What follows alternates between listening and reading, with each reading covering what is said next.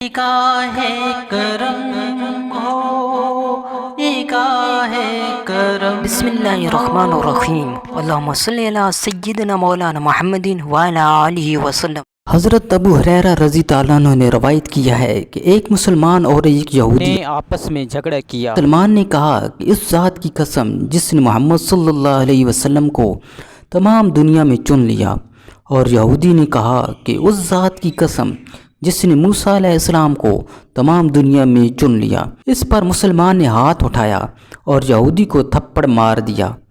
یہودی نبی کریم صلی اللہ علیہ وسلم کے پاس آیا اور اس نے اپنا اور مسلمان کا معاملہ آپ سے ذکر کیا۔